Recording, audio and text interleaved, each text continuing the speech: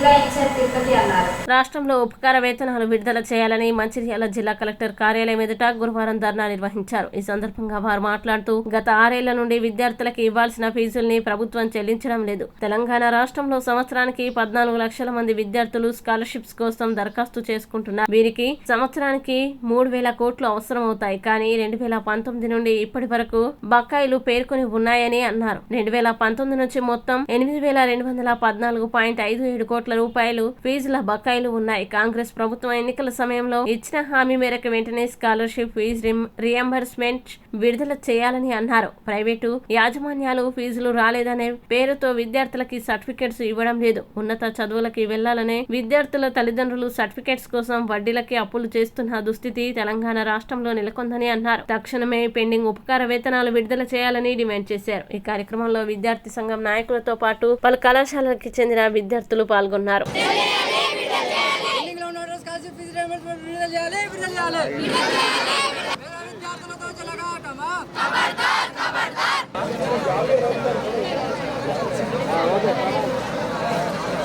USFI ఆధ్వర్యంలో తెలంగాణ రాష్ట్ర committee పిలుపు మేరకు ఈరోజు తెలంగాణ రాష్ట్రంలో 33 జిల్లాలు యుఎస్ఎఫ్ఐ ఆధ్వర్యంలో కలెక్టరేట్కి సంబంధించినటువంటి ధర్నా నిర్వహించబోతున్నాం. పెండింగ్లో ఉన్నటువంటి స్కాలర్షిప్ ఫీజు రియంబర్స్మెంట్ 8,516 కోట్ల రూపాయలు ఈరోజు పెండింగ్లో ఉన్నాయి. విద్యార్థులు ఈరోజు చదువుకుందామన్నా ఇక్కడ ఉన్నటువంటి యాజమాన్యాలు కూడా ఈరోజు చదువు చెప్పాలన్నా కానీ ఈరోజు చాలా దారుణమైన పరిస్థితి ఈరోజు కనిపిస్తూ ఉంది. విద్యార్థులు కూడా ఈరోజు ఈ కళాశాల నుంచి మరో కళాశాలకు వెళ్ళాలన్నా టీచర్లు వాళ్ళ చదువులు అయిపోయిన తర్వాత కూడా వెళ్ళాలన్నా కానీ ఇక్కడ ఉన్నటువంటి 20,000, 30,000, 40,000 ఫీజులు తీసుకోవాల్సిన పరిస్థితి ఈరోజు ఈ నెలకా ఉంది. అదేవిధంగా గత 4 సంవత్సరాల నుంచి ఇప్పటికీ ఈ పెండింగ్లో ఉన్నటువంటి స్కాలర్షిప్ ఫీజు రియంబర్స్మెంట్ విడుదల చేయకపోవడం అనేది విద్యార్థులు పెద్ద ఎత్తున ఆవేదన వ్యక్తం చేయడం జరుగుతుంది. అదేవిధంగా విద్యార్థులకు సంబంధించినటువంటి మేము ఈ రాష్ట్ర వ్యాప్తంగా ఉన్నటువంటి విద్యారంగ సమస్యలు మెస్ కాస్మెటిక్ ఛార్జీలు ఇప్పటి వరకు పెంచలేదు.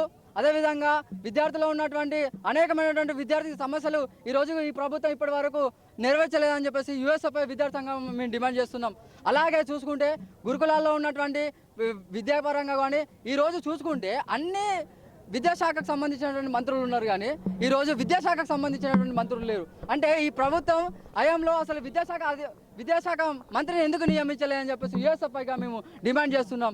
అసలు ఈ తక్షణమే ఈ ఫీజు రియంబర్స్మెంట్ సంబంధించిన కమిటీ నిర్మించి విద్యార్థుల ఆవేదన ఏంటంటే ఈరోజు పెండింగ్లో ఉన్నటువంటి స్కాలర్షిప్ ఫీజు రియంబర్స్మెంట్ విడుదల చేయాలని చెప్పేసి మేము ఆవేదన వ్యక్తం చేయడం జరుగుతుంది. లేకపోయినతో పెద్ద ఎత్తున ఉద్యమాలకు సిద్ధమని చెప్పేసి తెలియజేస్తున్నాం.